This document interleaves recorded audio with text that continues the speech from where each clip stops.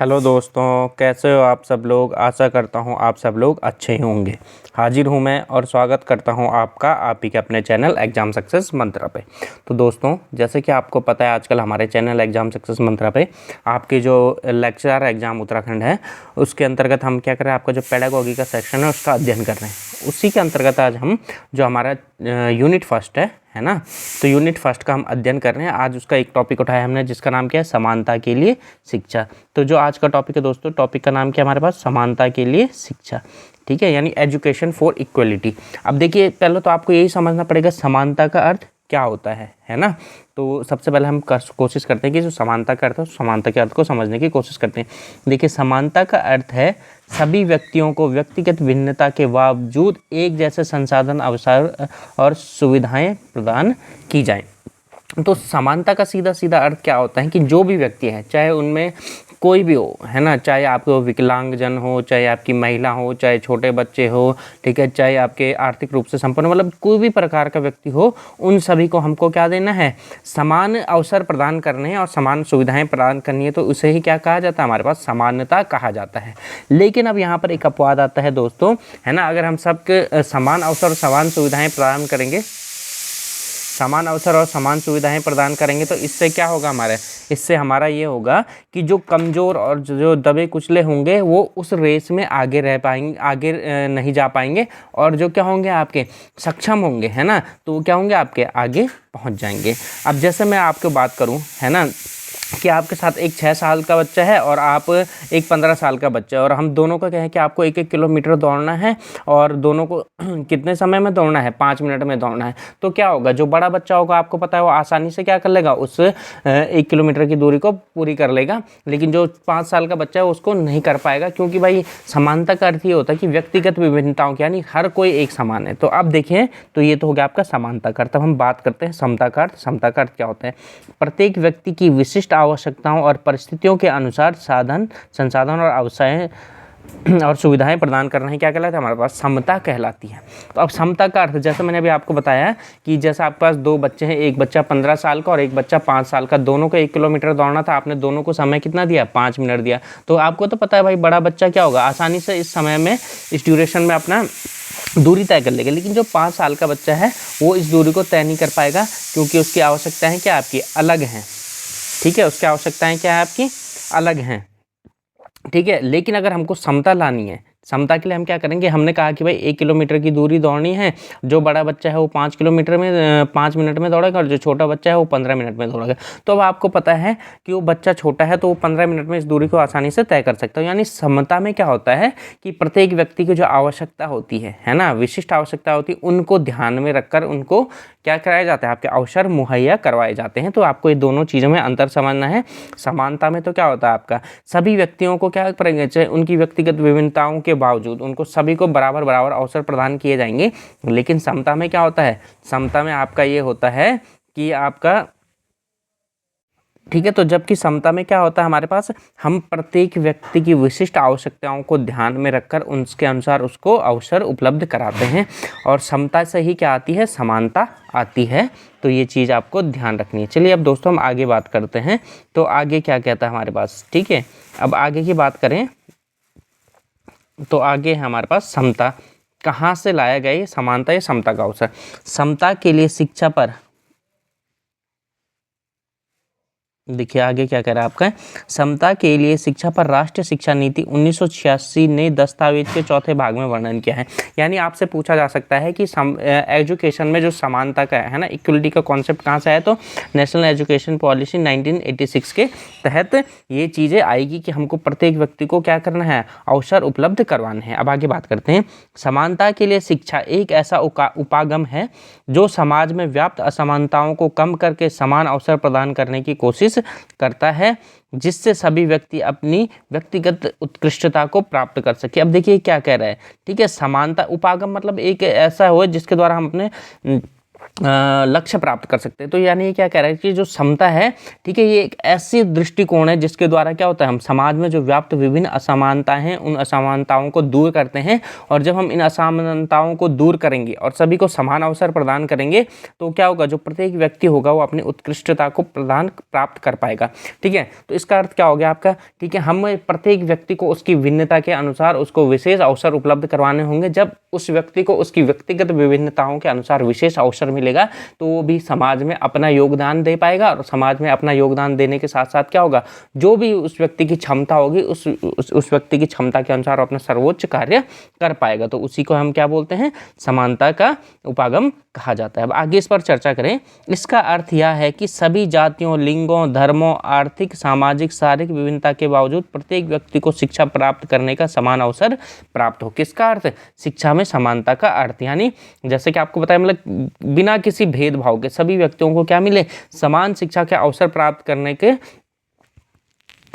वो मिले। ठीक है, सभी व्यक्तियों को समान शिक्षा प्राप्त करने का अवसर मिले। ये नहीं कि भाई ये क्या है आपका, ठीक है, विकलांग है तो इसको पढ़ने का मौका नहीं मिलेगा, या ये बालिका है तो इसको पढ़ने का मौका नहीं मिलेगा, या किसी धर्म विशेष से है, या ये पिछड़ा है, या आर्थिक रूप से कमजोर है तो इसको पढ़ने का अवसर नहीं मिलेगा। ऐसा नहीं होना चाहिए। ठीक है, अब हम देखते हैं समानता से संबंधित कुछ क्या है जो हमारे पास विचारकों के जो हमारे बातें कही गई उनको देख लेते हैं। शिक्षा समाज के प्रत्येक वर्ग को समान अवसर प्रदान करने का माध्यम है ताकि वह अपनी क्षमताओं का पूर्ण विकास कर सके। ऐसा किसने कहा था, प्लेटो ने कहा था। देखो क्या क्या, ठीक है, शिक्षा समाज के प्रत्येक वर्ग को समान अवसर प्रदान, यानी जितने भी प्रकार की विभिन्नताएं हमारे समाज में मौजूद हैं उन सभी में रहने वाले व्यक्तियों को ये क्या करते हैं, आपके अपनी क्षमताओं को विकसित करने का अवसर देती है। कौन, शिक्षा।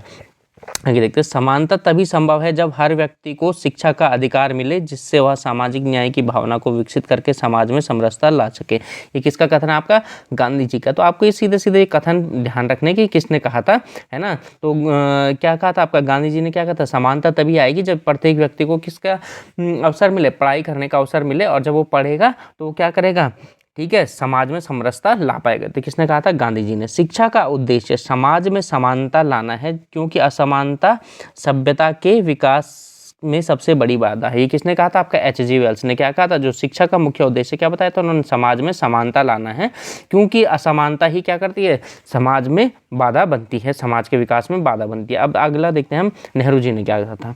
समानता आधारित शिक्षा सामाजिक और आर्थिक असमानताओं को समाप्त करने का सबसे अच्छा तरीका है। क्या कहा था इन्होंने, ठीक है, समानता आधारित शिक्षा समाज में व्याप्त असमानताओं को दूर करने का सबसे अच्छा तरीका है। ये कथन किसका था आपका, ये था आपका JL नेहरू जी का, यानी जवाहरलाल नेहरू जी का। चलिए आगे बात करते हैं। समानता के लिए शिक्षा वह साधन है जो न केवल व्यक्ति को ज्ञान और कौशल प्रदान करती है बल्कि उसे आत्मनिर्भर और समाज में योगदान के लिए तैयार करती है।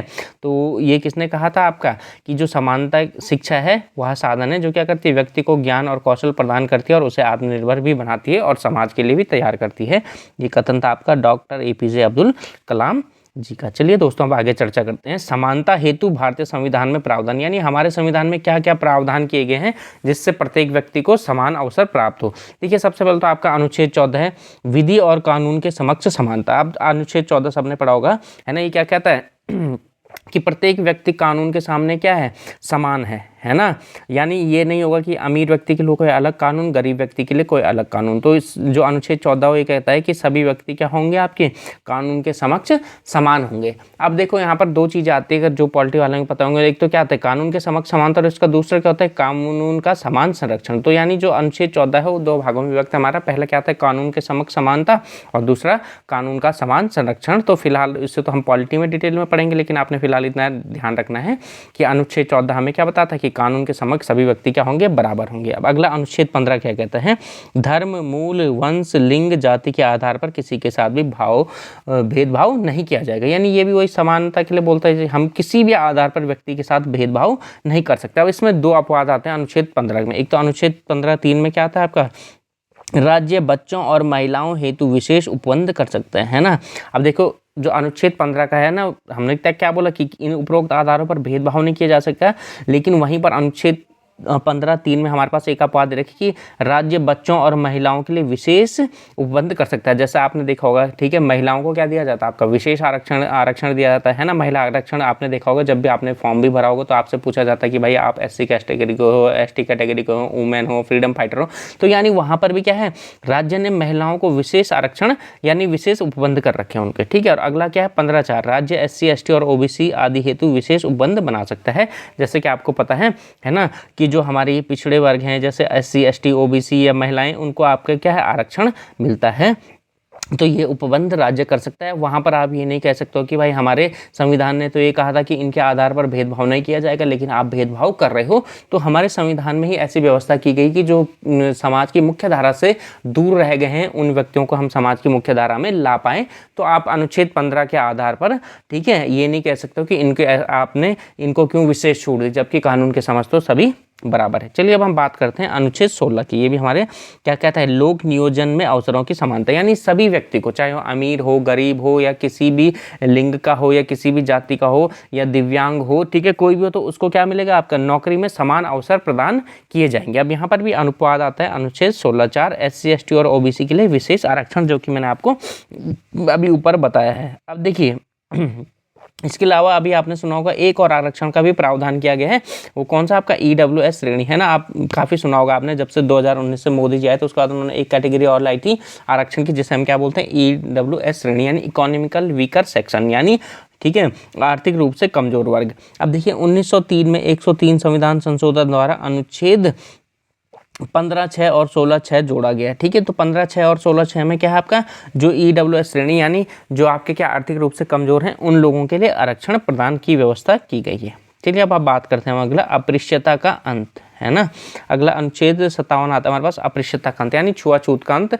हम जातियों के आधार पर किसी भी व्यक्ति के साथ कोई भेदभाव नहीं कर सकते। इसके लिए हमारा जो संसद है उसने अस्पृश्यता उन्मूलन अधिनियम भी लाया गया था। अब हम बात करते हैं अनुच्छेद 21 की। अनुच्छेद 21 तो आपका क्या है, आपके पास व्यक्ति जीवन जीने का अधिकार है, तो उसी में आपका एक अनुच्छेद 21 का जोड़ा गया, जिसे 86 कॉन्स्टिट्यूशनल अमेंडमेंट 2002 द्वारा जोड़ा गया। इसमें क्या कहा गया, इसमें कहा गया इस अनुच्छेद के अनुसार 6 से 14 आयु वर्ग के सभी बच्चों को अनिवार्य एवं मुफ्त शिक्षा प्रदान की जाएगी। पूर्व में यह अनुच्छेद कहाँ था, नीति निर्देशक तत्वों में शामिल था। तो देखिए जो अनुच्छेद 21A है ना, इसमें क्या कहा गया कि प्रत्येक व्यक्ति को, प्रत्येक बच्चे को, यानी 6 से 14 आयु वर्ग का बच्चा, चाहे वो अमीर हो, गरीब हो, ठीक है, दिव्यांग हो, या ठीक है किसी भी जाति या किसी भी समुदाय का हो, उसे अनिवार्य रूप से मुफ्त शिक्षा प्रदान की जाएगी। अगर ऐसा नहीं होता है तो वो बच्चा कहाँ, या उस बच्चे से बिहाफ पर कोई भी व्यक्ति कहाँ जा सकता है, आपका सुप्रीम कोर्ट में जाकर आपकी PIL डाल सकता है, ठीक है। तो ये भी आपका है।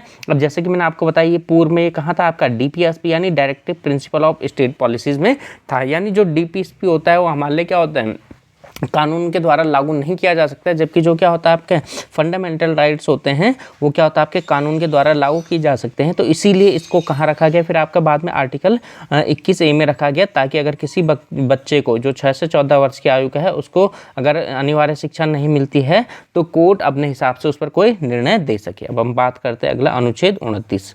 भारत के क्षेत्राधिकार में रहने वाले नागरिकों के प्रत्येक वर्ग को भाषा, लिपि अथवा संस्कृति को कायम रखने का अधिकार होगा। अब देखिए हम जो अनुच्छेद 29 और 30 है, इसको हम अल्पसंख्यकों के अधिकारों के नाम से भी जानते हैं, लेकिन अनुच्छेद 29 क्या कहता है, आपका प्रत्येक वर्ग, है ना। प्रत्येक वर्ग यानी यहाँ पर केवल अल्पसंख्यक ही नहीं आते बल्कि बहुसंख्यक लोग भी आते हैं, जिनकी अपनी एक अलग भाषा या लिपि या संस्कृति है, उन्हें भी अपनी ठीक है भाषा, लिपि या संस्कृति को कायम रखने का अधिकार होगा, ठीक है। तो अनुच्छेद 29 क्या है, 29 क्या है आपका, केवल अल्पसंख्यकों के लिए नहीं है बल्कि यह बहुसंख्यकों पर भी लागू होता है, क्योंकि इसमें क्या कहा गया कि नागरिकों के प्रत्येक वर्ग, वो प्रत्येक वर्ग किसी से भी संबंधित हो सकता है, तो उनको अपनी भाषा और संस्कृति को क्या होगा, कायम रखने का अधिकार होगा। तो ये आपको ध्यान रखना है।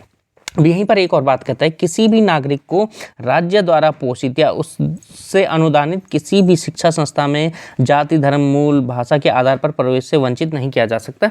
यानी राज्य जितनी भी संस्थाओं को चलाता है तो वहाँ पर इस आधार पर बच्चों को प्रवेश देने से मना नहीं किया जा सकता, या इस आधार पर प्रवेश नहीं दिया जा सकता है कि वो क्या है कि उस धर्म का है या उस जाति का है। तो ये चीज़ आपको ध्यान रखनी है। अब हम बात करते हैं अनुच्छेद 30। तो अनुच्छेद 30 में क्या कहा गया आपके पास, अल्पसंख्यकों को अपनी पसंद की संस्था खोलने का अधिकार होगा। जो आपका अनुच्छेद 30 है ना, ये आपका अल्पसंख्यकों से संबंधित है, जबकि जो अनुच्छेद 29 है उसमें आपका क्या कहा गया है, नागरिकों के प्रत्येक वर्ग के लिए। तो यानी वहाँ पर आपके क्या होंगे, जो आपके जो बहुसंख्यक वर्ग है वो भी अपनी भाषा और संस्कृति को सुरक्षित रख सकते हैं। अगर मैं आपको एक और बताऊं, जो हमारा संविधान है, हमारे संविधान में कहीं भी अल्पसंख्यक शब्द को परिभाषित नहीं किया गया है कि कौन अल्पसंख्यक होगा। ठीक है, तो ये आपको ध्यान रखना। चलिए अब बात करते हैं हम अनुच्छेद 38 में। तो अनुच्छेद 38 में क्या कहा गया है, राज्य लोगों के कल्याण को बढ़ावा देने के लिए सामाजिक व्यवस्था बनाएगा।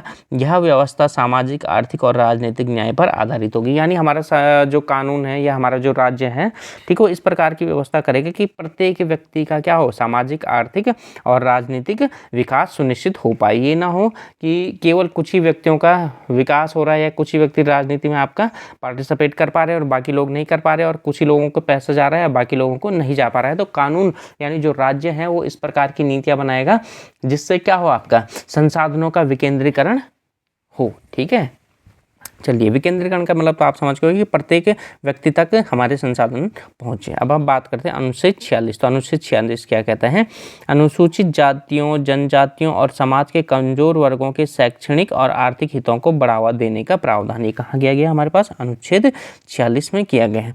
अब हम बात करते हैं अनुच्छेद 51A की।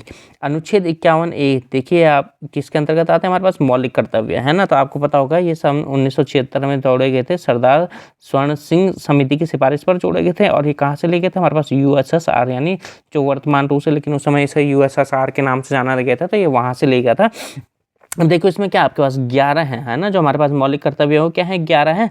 ठीक है, पहले 10 थे, लेकिन 2002 में कितने, 2002 में कितने कर दिए गए, 11 कर दिए गए। तो क्योंकि हम शिक्षा से संबंधित ही अपने कर्तव्यों को देख रहे हैं, तो उसी के बारे में हम यहाँ पर देखेंगे। उसके अलावा 10 अन्य कर्तव्य अन्य भी हैं हमारे पास। अब देखिए क्या कहता है, जो हमारा शिक्षा से संबंधित और ये 11वां है, ये आपका ठीक है 2002 में जोड़ा गया था। ठीक है, देखिए, माता पिता या संरक्षक द्वारा 6 से 14 आयु वर्ग के बच्चों को शिक्षा प्रदान करने का अवसर दिया जा पाएगा, है ना। तो यानी जो क्या होगा, आपके 6 से लेकर 14 आयु वर्ग के बच्चों को होगा, माता पिता का यह कर्तव्य होगा वह उन्हें अनिवार्य रूप से शिक्षा दिलाएं। राज्य का तो काम है ही है ना, लेकिन राज्य कब देगा, जब माता पिता या संरक्षक उस बच्चे को कहाँ लाएंगे, स्कूल में लाएंगे। तो ये इसीलिए क्या बना सॉरी तो इसीलिए क्या बना देंगे कि मौलिक कर्तव्य भी बना देंगे। राज्य का तो ये है ही है, लेकिन साथ ही साथ अभिभावकों का भी ये कर्तव्य होगा कि वे अपने बच्चों को शिक्षा दिलाने हेतु जागरूक रहें। अब हम बात करते हैं अनुच्छेद 350 की। तो भाषाई अल्पसंख्यक समूहों से संबंधित बच्चों को प्राथमिक स्तर की शिक्षा मातृभाषा में प्रदान करने की सुविधा। ठीक है, अनुच्छेद 350। जो अनुच्छेद 350 में हमारे क्या है, मातृभाषा में शिक्षा के बारे में बताता है। अब उसके भी क्लॉज है A, B, C इस तरीके के, यानी ए में किसके लिए प्रावधान किया गया, अनुच्छेद 350 में अल्पसंख्यक समूहों से संबंधित बच्चों के लिए मातृभाषा में शिक्षा का प्रावधान किया गया है। और 350B में क्या है, भाषाई अल्पसंख्यकों के विशेष अधिकारी की नियुक्ति की बात की गई है। और अगर आपसे सीधे सीधे पूछेगी तो आर्टिकल 350 में क्या, तो आर्टिकल 350 में क्या है, मातृभाषा में शिक्षा के बारे में जानकारी दी गई है, जिससे 350 में जो अल्पसंख्यक है। अब देखिए यहाँ पर अल्पसंख्यकों का मतलब आप ये ना समझो कि जो संख्या में कम है, भाषाई अल्पसंख्यकों की बात की गई है, यानी ऐसे लोग जिनकी भाषा क्या और धीरे धीरे लुप्त होती जा रही है, जो ऐसे लोग जो किसी भाषा को बोलने वाले कम ही लोग बचे हैं, उनके बारे में बात हो रही है यहाँ पे। ठीक है, आप धार्मिक रूप से अल्पसंख्यकों के बारे में ना समझिए यहाँ पे। चलिए अब आगे बात करते हैं अनुच्छेद 45। अनुच्छेद 45 भी DPSP के अंतर्गत आता है और इसमें क्या कहा गया है, ठीक है, 6 से कम आयु वर्ग के बच्चों के लिए शिक्षा तथा पोषण की व्यवस्था का प्रावधान करना किसका उत्तरदायित्व होगा, राज्य का। और आप देख रहे हो इसी उत्तरदायित्व को निभाने के लिए आजकल क्या चल रहा है आपका, ठीक है, बालवाड़ी, आंगनवाड़ी इस तरीके की योजनाएं चल रही हैं, जहां बच्चों को क्या किया जाता है, आपके छोटे बच्चे आते हैं जिनकी उम्र कितनी होती है, ठीक है, 6 से भी कम होती है, और उनको क्या मिलता है आपको वहाँ, ठीक है, आपको उनको वहाँ खिलाया जाता है और उनको क्या होता है, खाना को मिलता है, उनके पोषण की व्यवस्था की जाती है। अब हम देखते हैं, ठीक है, समानता लाने हेतु योजना, यानी हमारे देश में कौन कौन सी ऐसी योजनाएं चल रही हैं जिसके द्वारा, या हमारे राज्य में ऐसी कौन कौन सी योजनाएं चल रही है जिसके द्वारा क्या आती है, हमारे पास समानता के अवसर प्रदान किए जाते हैं। अब देखिए बात करें हम, इसकी शुरुआत कब से हुई थी, पहली योजना हमारे पास सुकन्या समृद्धि योजना, इसकी योजना हुई थी 2015 में। ठीक है, अब देखिए इसमें क्या होता होता है, जैसे आपका क्या होता है, कोई भी बालिका होती है ना, तो उसके लिए क्या कर सकते हैं आप, पोस्ट ऑफिस में जाकर आप वहाँ एक खाता खुलवा सकते हो सुकन्या समृद्धि योजना के नाम से। इसमें क्या होता है, आपको कुछ पैसे जमा करने होते हैं और ठीक है, और वहाँ से ब्याज मिलता है आपको। अब देखिए यहाँ पे क्या होता है, बालिकाओं के भविष्य की शिक्षा और शादी हेतु आयकर मुक्त बचत, यानी यहाँ आप जो भी पैसा जमा करोगे इस योजना में, तो आपको उसके लिए कोई भी आयकर नहीं देना होगा। और ये कहाँ, आपकी पोस्ट ऑफिस में स्कीम चलती है, और इसमें जो ब्याज दर है वो लगभग 7.1% है, जितना आपका पीपीएफ में मिलता है ना, ठीक है, पब्लिक प्रोविडेंट फंड में मिलता है। तो वर्तमान में इसका जो ब्याज दर है वो लगभग 7.1% के आसपास ही है। और आप इसमें जितना भी पैसा जमा करोगे, तो आपको उस, जब भी आप उस पैसे को निकालोगे, तो उस पैसे में आपको कोई भी टैक्स नहीं पड़ेगा। और ये योजना मुख्यतः इसलिए शुरू की गई ताकि जो लड़कियां हैं ना, तो घर वाले क्या करते हैं, कई लोग लड़कियों को पढ़ाना नहीं चाहते, क्योंकि बोलते हैं पैसों की कमी है, यह चीज़ें हैं। तो इसीलिए क्या की गई है, ताकि बच्चियां जब बड़ी हों तो वो पढ़ सके और उनकी जो शादी वगैरह है उसमें कोई दिक्कत ना आ पाए। अब देखिए दूसरी योजना, तो दूसरी योजना है कस्तूरबा गांधी आवासीय विद्यालय। इसकी शुरुआत कब हुई थी आपकी, 2004 में। अब देखिए इसका उद्देश्य क्या था, कस्तूरबा गांधी जो आवासीय विद्यालय है, इसका उद्देश्य क्या था, देखिए मैं आपको बताऊँ। ये योजना शुरुआत कब हुई थी, इस योजना की शुरुआत हुई थी आपकी 2004 में हुई थी। पिछड़े और ग्रामीण क्षेत्रों में बालिकाओं के लिए आवासीय विद्यालय, है ना। तो इसमें क्या थी, ऐसी बालिकाएं थी जो पिछड़े क्षेत्रों में रहती थी, है ना, और जो क्या थी आपकी SC ST और अल्पसंख्यक और गरीबी रेखाओं से नीचे रहने वाली बालिकाओं को 6 से 12 की शिक्षा, आवास, पुस्तक, अन्य सामग्री निःशुल्क मिलती है। देखिए जैसे जो लोग जहाँ हमारा तहसील क्या है, जैसे प्रताप नगर है, तो कई लोग जब प्रताप नगर घूमने गए होंगे तो उन्होंने वहाँ पर देखा होगा एक कस्तूरबा गांधी विद्यालय बना है, एक भवन बना हुआ है उसका, जहाँ की बालिकाएं कहाँ पढ़ती है आपकी, जो वहाँ पर आपका प्रताप इंटर कॉलेज है, वहाँ पर जो आपका वहाँ पर क्या है इंटर कॉलेज है, तो वहाँ पर पढ़ती हैं। लेकिन उनका रहने खाने की व्यवस्था सारी की सारी क्या है, उनके लिए एक बड़ा सा हॉस्टल बना है, उनकी सारी की सारी व्यवस्थाएँ वहीं होती हैं, वो रहती वहीं हैं, खाना पीना उन्हें वहीं मिलता है, पुस्तकें, अन्य सुविधाएँ जो भी होती हैं उनको वहीं पर दी जाती हैं। तो इसकी शुरुआत कब की गई थी आपकी, 2004 में की गई थी। और आपने देखा है किनके लिए, SC ST अल्पसंख्यक और गरीबी रेखा से नीचे रहने वाली बालिकाओं के लिए हैं, या जो अनाथ बालिकाएं हैं उन हेतु भी ये सुविधा प्रदान की गई है, ताकि उनको क्या हो, पढ़ाई लिखाई में कोई दिक्कत ना हो और उनकी जो भी आवश्यकताएं हैं, भोजन, कपड़े और ये सब कहाँ पूरी हो, उनको निःशुल्क शिक्षा दी जाती है। चलिए अब हम बात करें अगले अभियान की, तो बेटी बचाओ और बेटी पढ़ाओ। ये अभियान भी आपका बहुत चर्चा में आया था जब मोदी जी आपके पहली बार प्रधानमंत्री बने थे, तो उस समय उन्होंने ये अभियान की शुरुआत की थी। और इसका शुरुआत कब हुई थी, 2015 में। इसका उद्देश्य क्या था, लड़कियों को शिक्षा के प्रति जागरूक करना और घटते लिंगानुपात को सुधारना। तो ये आपको ध्यान रखना है। अगली बात करते हैं हम MDM यानी मिड डे मील योजना, है ना, जिसको मध्याह्न भोजन योजना के नाम से भी जानते हैं। इसकी शुरुआत हुई थी आपकी 15 अगस्त 1995। तो अगर आपसे पूछा जाता है कि मिड डे मील योजना की शुरुआत कब हुई थी, 1995 में हुई थी। उस समय क्या होता था, बच्चों को चावल वगैरह या जो राशन होता था वो घर के लिए दिया जाता था, ठीक है। लेकिन वर्तमान समय में क्या होता है, विद्यालय में ही आपको भोजन पका मिलता है, मध्याह्न में 6 से 8 तक मिलता है वर्तमान समय में। तो ये आपको ध्यान रखना है। शुरुआत में आपका 1 से 5 तक मिलता था, फिर कुछ समय बाद ये 6 से 8 तक हो गया था। और वर्तमान समय में भी जो बच्चे सरकारी स्कूल में पढ़ते होंगे उन्हें पता होगा कि वहाँ दिन में आपको क्या मिलता है, खाना खाने को मिलता है। तो अब देखिए, अब 2001 से विद्यालय में पका हुआ भोजन, यानी शुरुआत में जैसे कि मैंने आपको बताया 1995 में तो बच्चों को घर के लिए चावल और गेहूँ दिया जाता था। लेकिन अब वर्तमान में यानी 2001 से क्या है, बच्चों को विद्यालय में ही पका हुआ भोजन दिया जाता है। अब देखो 2008 में इस योजना का विस्तार कक्षा 8 तक कर दिया गया। जैसे कि मैंने आपको बताया, शुरुआत में तो यह योजना केवल बेसिक स्कूल के बच्चों के लिए थी, यानी 1 से 5 तक ही बच्चों के लिए थी। लेकिन 2008 में इस योजना को कहाँ तक कर दिया गया, कक्षा 8 तक कर दिया गया। यानी जो बच्चे कक्षा 6, 7, 8 में पढ़ते होंगे उन्हें भी दिन में खाने को भोजन मिलता है। वर्तमान में इस योजना को प्रधानमंत्री पोषण योजना के नाम से जानते हैं। तो ये भी एक योजना है जिसके द्वारा हमारा क्या किया जाता है, असमानताओं को दूर करने का प्रयास किया गया है। क्योंकि कई सारे बच्चे ऐसे होते हैं, है ना, कि उनके घर में आर्थिक स्थिति अच्छी नहीं होती, तो उनके घर वाले उन्हें स्कूल पढ़ाने के लिए नहीं भेजते, सोचते हैं कि कमाएगा, है ना, या जितना हमको इसके पे खर्च करना होगा उससे अच्छा ये कमा लेगा कुछ ना कुछ। अब तो यहाँ पर क्या हो रहा है, विद्यालय में उस बच्चे को भोजन भी मिल रहा है, तो माता पिता की एक टेंशन तो ये भी नहीं पड़ेगी कि भाई इसके लिए भोजन के लिए खर्च करना पड़ेगा। दूसरा, उसको अवसर प्रदान हो रहा है, क्योंकि जब वो बच्चा पढ़ेगा तो तभी तो अपना विकास कर पाएगा, और जब वो कुछ ना कुछ सीखेगा विद्यालय में जाके, तो हो सकता है वो अपने परिवार की आर्थिक स्थिति भी अच्छी कर पाए। तो इस हेतु ये योजनाओं का शुरुआत किया गया। अब हम अगली बात करते हैं दिव्यांगजनों हेतु अधिकार।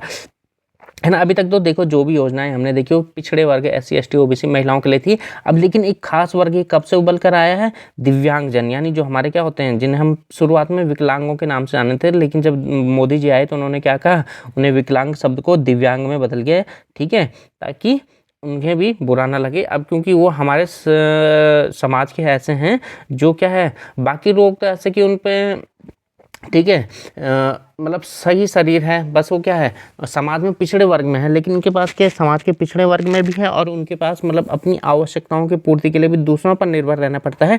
तो इसीलिए हम इनकी प्रति जो दिव्यांगों के अधिकार हैं या उनके लिए जो योजनाएं हैं उनको अलग से पढ़ रहे हैं। अब देखिए इसको कहते क्या हैं, integrated education for disabled children, IEDC।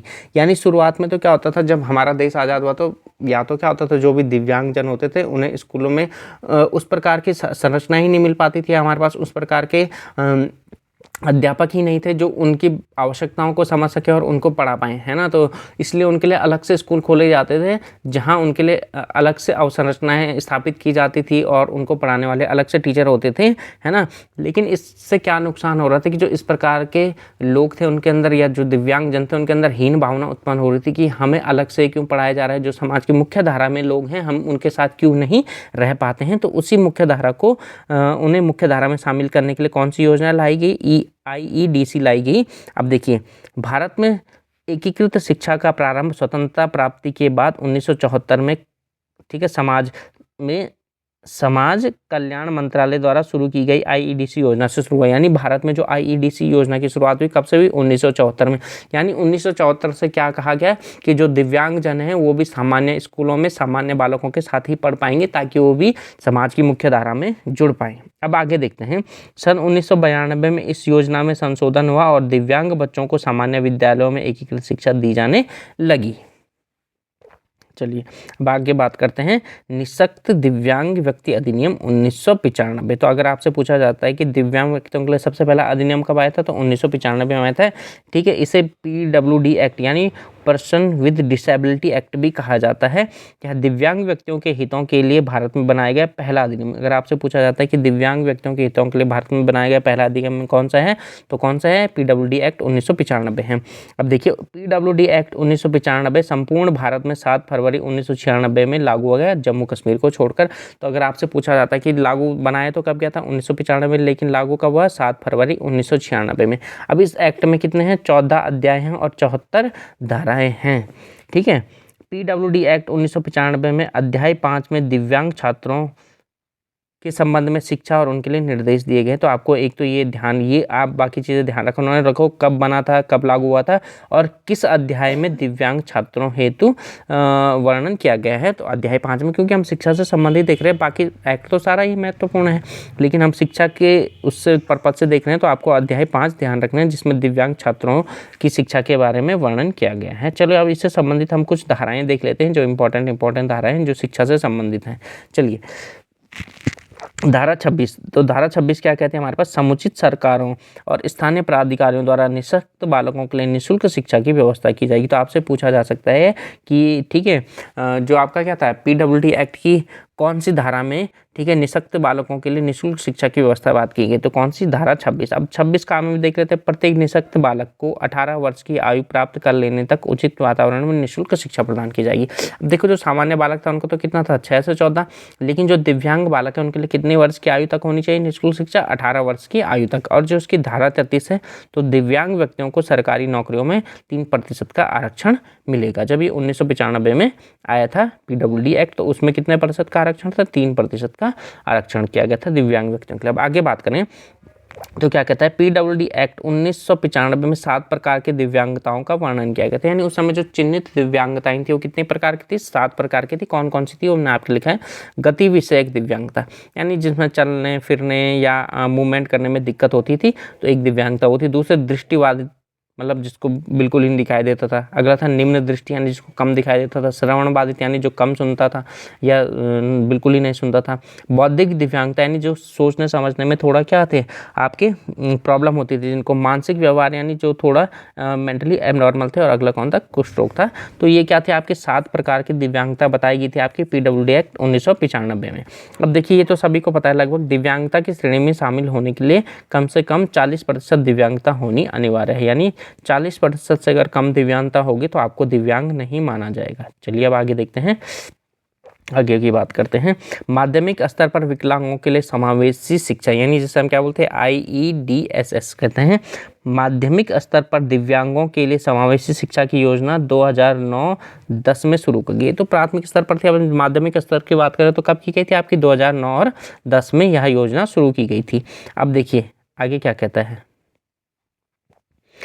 यह योजना ने IEDC की जगह ली। जो हमने शुरू में पढ़ी थी ना, जो आपकी कब आई थी 1974 में योजना शुरू हुई थी ना IEDC योजना, तो उसी योजना की जगह किसने ली थी आपकी, ये देखिए जो मैंने आपको बताया था ना IEDC योजना 1974 में शुरू हुई। तो इसी योजना के स्थान किसने लिया था आपकी IEDSS योजना ने ली गई थी। ली कब लिया, 2009-10 में लिया। ठीक है, तो ये चीज़ भी आपको ध्यान रखनी है। चलो आगे बात करते हैं।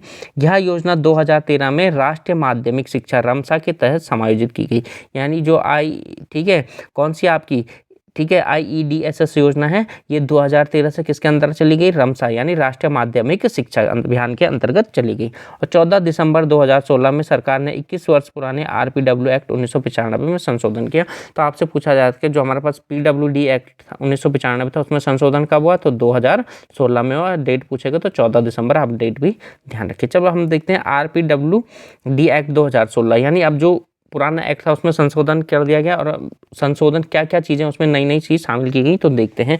देखिए सबसे पहले तो इसमें क्या, इसमें दिव्यांगताओं की संख्या 7 से बढ़ाकर कितनी कर दी गई, 21 कर दी गई। तो सबसे पहले तो आपसे पूछा जा सकता है जो PWD एक्ट 1997 में कितनी प्रकार की दिव्यांगताएं थी, 7, और वर्तमान में कितनी प्रकार की, 21 प्रकार की। दिव्यांग व्यक्तियों के लोक नियोजन में 4% का आरक्षण। और ये कौन सा आपकी धारा 34 में, जो RPW एक्ट है उसकी कितने धारा में, धारा 34 में है। यानी उनके लिए लोक नियोजन में कितने प्रतिशत का आरक्षण है, 3% का, सॉरी 4% का। और जो पहला था PWD एक्ट 95 उसमें कितना था आपका, 3% का आरक्षण था। तो ये भी आपको ध्यान रखना है। अगले बात करते हैं दिव्यांग व्यक्तियों के लिए शिक्षा में कितने प्रतिशत का आरक्षण कर दिया गया, 5% का आरक्षण कर दिया गया। कौन सी RPWD एक्ट की धारा 32 में है। इस एक्ट में कुल 17 अध्याय और 102 खंड हैं, जबकि ऊपर वाले में कितने थे आपके, 14 अध्याय थे और 74 क्या थी आपके पास, धाराएं थी, है ना। 14 अध्याय और 74 धाराएं थी। और जो आपका RPWD एक्ट है यानी जो नया वाला है 2016 में, उसमें कितने अध्याय हो गए आपके, 17 अध्याय और 102 खंड हो गए हैं। अब देखते हैं हम ये किस किस के अधीन आता है। यानी जो RPWD एक्ट है सामान्य न्याय और अधिकारिता मंत्रालय के अधीन आता है। इसका उद्देश्य क्या है, जो RPWD एक्ट है यानी ये जो एक्ट लाया गया तो सामान्य न्याय और अधिकारिता मंत्रालय द्वारा लाया गया। इसका उद्देश्य क्या है, दिव्यांग जनों के साथ भेदभाव को समाप्त करना। दिव्यांग जनों के साथ भेदभाव को समाप्त करना इस RPWD एक्ट का उद्देश्य है। अब देखिए संशोधन कब क्या होता है, इसमें 14 दिसंबर 2016 में किया गया था, जैसे कि मैंने आपको बताया। और ये हमारे देश में लागू कब हुआ, 19 अप्रैल 2017 से आपका RPWD एक्ट लागू हुआ। अब देखिए इसमें क्या है, अगर कोई दिव्यांग व्यक्तियों के साथ मिसबिहेव या उनका मजाक उड़ाते हुए कुछ भी उनके साथ मिसबिहेव करते हुए पकड़ा गया तो उनके साथ क्या क्या सजा का प्रावधान किया गया। पहली बार करने पर तो 6 माह की जेल या 10,000 रुपये का जुर्माना। और जब दूसरी बार आप ऐसा करते हुए पाए गए तो आपके साथ 2 साल की जेल या 50,000 या 5 लाख का, 50,000 से 5 लाख तक का जुर्माना आपको हो सकता है। तो ये सारे प्रावधान इस RPWD एक्ट 2016 में किए गए हैं। चलिए अब हम आगे देखते हैं। संयुक्त राष्ट्र महासभा ने 13 दिसंबर 2006 को दिव्यांगजनों के अधिकार पर अभी समय को अंकित किया। यानी 13 दिसंबर 2006 को जो हमारा यूनाइटेड नेशनल ऑर्गेनाइजेशन है उसने दिव्यांगजनों के लिए जो कानून, नए कानून बनाए तो उसको क्या किया, इसे अंगीकृत किया गया। यानी इन्होंने 2006 में जो भी हमारे पास दिव्यांगजन थे उनके लिए कानूनों का निर्माण किया। विश्व विकलांगजन दिवस कब मनाया जाता है, 3 दिसंबर को मनाया जाता है। आपको ये भी ध्यान रखना है जो विकलांग दिवस है या विश्व विकलांग दिवस है वो कब मनाया जाता है आपका, 3 दिसंबर को मनाया जाता है। चलिए आगे बात करते हैं दोस्तों। RPW एक्ट 2016 के अध्याय 3 में दिव्यांग छात्रों की शिक्षा की व्यवस्था है। तो यहाँ पर कहाँ की ये जो नया एक्ट है उसके अध्याय 3 में है, जबकि जो पुराना वाला था उसके कितने में थे आपके, अध्याय 5 में था। ठीक है, अब बात करते हैं हम आगे। धारा 16 दिव्यांग छात्रों को समावेशी शिक्षा प्रदान करने के संबंध में उपाय सुझाती है। यानी जो हमारा नया एक्ट है उसकी धारा 16 क्या बताती है, समावेशी शिक्षा के बारे में बताती है हमें क्या क्या उपाय करने होंगे। देखिए पहले तो क्या, दिव्यांग जनों को बिना भेदभाव के प्रवेश देना, भवन परिसर और अन्य सुविधाओं तक पहुंच बनाना, है ना। जैसे आपको पता है कि भाई जो बड़े बड़े विद्यालय होते थे पुराने ज़माने, तो वहाँ क्या होती थी, केवल सीढ़ियाँ बनी होती थी। अब जो भाई दिव्यांगजन होगा तो उन सीढ़ियों पर चढ़ा नहीं पाएगा, तो उसके लिए क्या बनाई गई, रैंप बनाई गई या लिफ्ट बनाए गए, है ना, या उसके लिए अलग तरीके की अवसंरचनाएं स्थापित करने की बात कही गई। अंधे या बधिरों की संसूचना हेतु समुचित भाषाओं या रीतियों का उपयोग, है ना। अब जो होते हैं जैसे आपको पता है भाई, जिनको दिखाई नहीं देता तो क्या पढ़ते हैं, ब्रेल लिपि पढ़ते हैं, या उनके लिए कुछ इस प्रकार के चीज़ें बनाई जाएं जिससे वो महसूस कर सके कि कहाँ पर कौन सी चीज़ है। विद्या दिव्यांगों का शीघ्रतम पता लगाना और उन पर काबू पाने हेतु उपयुक्त शैक्षणिक उपाय। यानी उन्होंने क्या करा, जो समझने में थोड़ा दिव्यांग व्यक्ति हैं उनके बारे को जल्दी से जल्दी पता लगाना और उस दिव्यांगता को कम करने के उपाय। अब धारा 17 दिव्यांग व्यक्तियों के लिए सम्मिलित शिक्षा को संवर्धित करने और सुकर बनाने के उपाय। यानी जो दिव्यांग बच्चे हैं वो भी सामान्य बच्चों के साथ रहकर पढ़े, इस प्रकार के उपाय करना। 17 काम है क्या है, धारा 17 काम है क्या है, दिव्यांग बालकों का हर 5 वर्षों पर शैक्षिक सर्वेक्षण हो। यानी पहले तो हमने पहचान लिया, पहचानने के बाद हम कुछ ऐसे उपाय करेंगे जिससे उनके दिव्यांगताओं में कमी आए, और उसके बाद उसका 5 वर्ष में उसका क्या किया जाएगा, सर्वेक्षण किया जाएगा कि भाई इसके दिव्यांगता में कितनी कमी आ रही है, या क्या फ़र्क पड़ रहा है, या कौन सी नई टेक्निक लानी है जिससे इसकी दिव्यांगता में कमी लाई जा सके।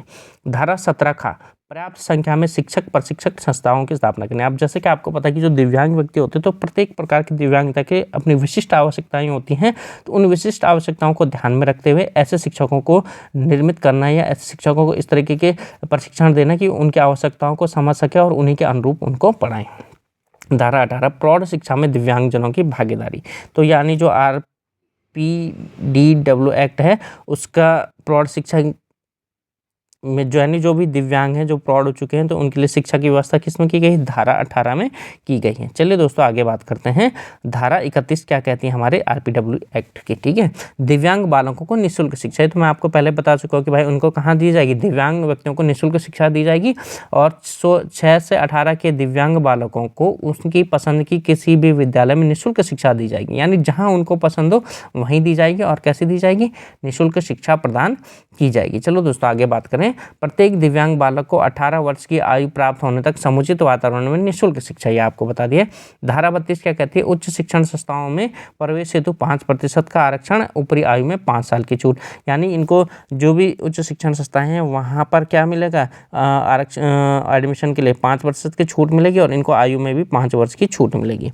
अब धारा 3 का भाग 3 क्या कहती है, विकलांग व्यक्ति से विकलांगता के आधार पर भेदभाव नहीं होगा। ये तो आपको पहले ही बता चुका हूँ कि हम विकलांग व्यक्ति के साथ भेदभाव नहीं कर सकते। धारा 3 क्लॉज 4 क्या कहता है, विकलांग व्यक्ति को व्यक्तिगत स्वतंत्रता से वंचित नहीं किया जा सकता, ये भी है। चलिए आगे बात करते हैं हम धारा 14। तो धारा 14 में क्या कहा गया आपके पास, दिव्यांग बच्चों और महिलाओं हेतु अधिकार। तो आपसे पूछा जा सकता है दिव्यांग व्यक्ति और दिव्यांग महिलाओं हेतु जो अधिकारों का वर्णन कहाँ किया गया है, RPWD एक्ट की धारा 14 में, धारा 4 में किया गया। आप 14 नहीं है, आप क्या है, ये धारा 4 है, आप इसको 14 मत कहना, मैंने क्या बोला था अभी, धारा 14 बोला था ना, तो ये कितना है आपके पास, धारा 4 है, कंफ्यूज मत होना। कितना कहा, धारा 4 में दिव्यांग व्यक्ति, दिव्यांग बच्चों और दिव्यांग महिलाओं हेतु अधिकार कहाँ है आपके, धारा 4 में बताए गए हैं, तो ये चीज़ आपको ध्यान रखनी है। चलिए आगे देखते हैं हम। अब धारा 66 में क्या गया, राज्य दिव्यांगता सलाहकार बोर्ड का गठन। तो ये भी काफ़ी इंपॉर्टेंट है कि RPWD एक्ट जो 2016 है उसमें दिव्यांगता सलाहकार गठन बोर्ड के गठन की बात कौन सी धारा में की गई है, धारा 66 में। धारा 84 में क्या है, इन प्रकार के व्यक्तियों के लिए विशेष न्यायालय की व्यवस्था करने की बात कही गई है। अब हम देख लेते हैं कुछ ढांचागत अनुकूलन हेतु, यानी जो भी हमारे पास अवसंरचनाएं हैं वो पहले से ही इस तरीके की हैं कि दिव्यांग व्यक्तियों को वहाँ तक पहुँच बनाने में क्या होती है, काफ़ी दिक्कत होती है। तो सरकार ने कुछ ऐसे उपाय करने की बात की गई है ताकि जो दिव्यांग व्यक्ति हैं उनकी हर जगह तक पहुँच बन सके। जैसे आपने देखा होगा कई बार आप जब यूट्यूब पर शॉर्ट्स देखते होंगे तो आप देखते हैं ना, जैसे भारत में तो क्या होता है, प्लेटफॉर्म भी इस तरीके के बने होते हैं। अब तो खैर फिर भी बनने लगे हैं, रैंप वगैरह बनने लगे हैं, लेकिन सीढ़ियाँ बनी होती है जहाँ से दिव्यांग व्यक्ति आपका नहीं जा पाता है। या ट्रेन में चढ़ना है तो वहाँ पर रैंप नहीं होता, वो चढ़ नहीं पाता है। हमारी ट्रेनें ऊँची होती है, जबकि आपने जापान वगैरह अन्य जगहों पर देखा होगा तो वहाँ क्या होते हैं, रैंप लगे होते हैं ट्रेन में। अगर किसी दिव्यांग व्यक्ति को चढ़ना है तो उनके लिए भी स्पेशल लोग लगे होते हैं जो उनको चढ़ाने, यानी अगर दिव्यांग व्यक्ति अकेला कहीं जाना चाहे तो आराम से जा पाता है। लेकिन हमारे देश में अभी भी इस प्रकार की अवसंरचनाएं नहीं हैं या इस प्रकार का इंफ्रास्ट्रक्चर विकसित नहीं हो पाया कि दिव्यांग व्यक्ति अकेले से कहीं जा पाए। तो उसी इंफ्रास्ट्रक्चर को विकसित करने के लिए हमारी सरकार ने कुछ योजनाएं चलाई हैं। तो उसी को हमने किसके नाम से देखते हैं, ढांचागत अनुकूलन के नाम से देखते हैं। अब देखिए कौन कौन सी योजनाएं चलाई गई हैं। एक तो क्या हमारे पास सुगम्य पुस्तकालय, इसकी शुरुआत कब की गई, 2016 में की गई। अब सुगम्य पुस्तकालय का मतलब क्या हो गया, इसमें आपको डिजिटल रूप से ही या जो ब्रेल लिपि के माध्यम से जो हमारे डिसेबल व्यक्ति हैं वो आसानी से अपनी पहुँच शिक्षा तक बना सकते हैं। डिजिटल अध्ययन सामग्री का विकास, विशेषकर ब्रेल डिस्प्ले के अध्ययन को सुगम बनाना। तो जो हमारा सुगम्य पुस्तकालय उसका उद्देश्य क्या है, ब्रेल डिस्प्ले को सुगम बनाना, ताकि जो हमारे ठीक है देखने में दिव्यांग व्यक्ति हैं वो पढ़ाई कर सके। अगला क्या है, सुगम्य भारत अभियान। अब इसका क्या है, शुरुआत कभी थी इसकी, 15 दिसंबर 2015 से। इसका उद्देश्य क्या था, दिव्यांग जनों का सशक्तिकरण। अब इस उनका सशक्तिकरण करने के लिए क्या क्या कार्य किए गए, 3 कार्य किए गए। जो विद्यमान ढांचे में सुधार, यानी जो भी ढांचा था उसको जो दिव्यांग जनों हेतु क्या बनाना, सुगम्य बनाना, ताकि वो आसानी से अकेले कहीं भी जा सके। अगला क्या, ICT से सशक्तिकरण है ना, यानी जो आपका क्या है टेक्नोलॉजी के द्वारा उनको नई नई चीज़ें प्रदान करना, परिवहन प्रणाली में सुगम्यता बनाना। अब देखिए जैसे अगर आपको बस में ही चढ़नी हो तो क्या होता है, सीढ़ियाँ होती हैं, है ना, ये काफ़ी ऊँची होती है ना। जो छोटे बच्चे होते हैं वही नहीं चढ़ पाते, तो दिव्यांग व्यक्तियों को भी क्या होती है, उन गाड़ियों में चढ़ने में दिक्कत होती है, ट्रेन बताइए कहीं भी चढ़ने में दिक्कत होती है। तो परिवहन प्रणाली को इस प्रकार से बनाना ताकि जो दिव्यांग व्यक्ति हैं वो भी आसानी से उनका उपयोग कर पाएँ। अगला क्या है आपके पास, स्वावलंबन योजना। अगली योजना क्या है हमारे पास, स्वावलंबन योजना। इसके अंतर्गत क्या हुआ था आपका, स्वावलंबन योजना के अंतर्गत देखते हैं, दिव्यांग सशक्तिकरण विभाग द्वारा 5 लाख से अधिक दिव्यांग व्यक्तियों को विभिन्न कौशलों का प्रशिक्षण प्रदान करने का उद्देश्य। इसके द्वारा क्या क्या है, जो भी दिव्यांग व्यक्ति थे उनको अलग अलग प्रकार का प्रशिक्षण दिया जाए ताकि वे अपनी रोजी रोटी चला पाएँ और किसी के ठीक है सामने उनको निर्भर न रहना पड़े किसी दूसरे व्यक्ति पर, वो खुद से अपनी रोजी रोटी कमा सके। अगला क्या है, भारतीय पुनर्वास परिषद। अब इसके क्या है, स्थापना कब हुई थी इसकी, 22 जून 1993 को हुई थी। क्या है, सांविधिक निकाय, यानी संसद द्वारा बनाए गए कानून के द्वारा इसका निर्माण किया है। इसका मुख्यालय कहाँ आपका, नई दिल्ली में है। आपको ये ध्यान रखना है कि इसकी स्थापना कब हुई थी, भारतीय पुनर्वास परिषद की स्थापना 22 जून 1993, काफ़ी इंपॉर्टेंट है। यह सामाजिक न्याय एवं आधिकारिकता मंत्रालय के अधीन कार्य करता है। अब इसको बनाने का उद्देश्य क्या था, उस उद्देश्य को समझ लेते हैं हम। दिव्यांग व्यक्तियों के पुनर्वास संबंधी प्रशिक्षण, नीतियों और कार्यक्रमों का आयोजन करना और नीतियाँ बनाना। ठीक है, यानी जो भी हमारे पास दिव्यांग व्यक्ति हैं तो उनके पुनर्वास हेतु कौन कौन सी नई नई योजनाएं बना सकती है, या उनको पढ़ाने के लिए उनको क्या क्या प्रशिक्षण दिया जाए, उनके कार्यक्रम और किस किस प्रकार की नीतियाँ बनाई जाए, उनका उन नीतियों को बनाने का कार्य कौन करता है हमारे पास, ठीक है, पुनर्वास परिषद के द्वारा किया जाता है। अन्य व्यक्तियों को दिव्यांग जनों के व्यवहार हेतु जागृत करना, ये भी किसका उद्देश्य है आपका, ठीक है, भारतीय पुनर्वास परिषद का उद्देश्य है। तो ठीक है दोस्तों, आशा करता हूँगा जो मैंने आपको बताया आपकी समझ में आया होगा और निश्चित ही ये आपके लिए क्या होगा, लाभदायक होगा। और जो हमारा एक टॉपिक और था समानता के लिए शिक्षा, आज हमने उसको भी समाप्त कर लिया। तो ठीक है दोस्तों, इसी प्रकार से आप हमारे चैनल एग्जाम सक्सेस मंत्रा से जुड़े रहिए, और हो सके तो जो भी आपके जानने वाले दोस्त हैं जो भी तैयारी कर रहे हैं, या तो उत्तराखंड लेक्चरर की या अन्य किसी भी टीचिंग एग्ज़ाम की, तो वहाँ भी इनके काम आएगा। तो आप उनके साथ भी इसको शेयर करिए और चैनल को सब्सक्राइब करने के भी लिए कहिए। तो ठीक है दोस्तों, स्वस्थ रहिए, मस्त रहिए और अपने एग्ज़ाम की तैयारी करते रहिए।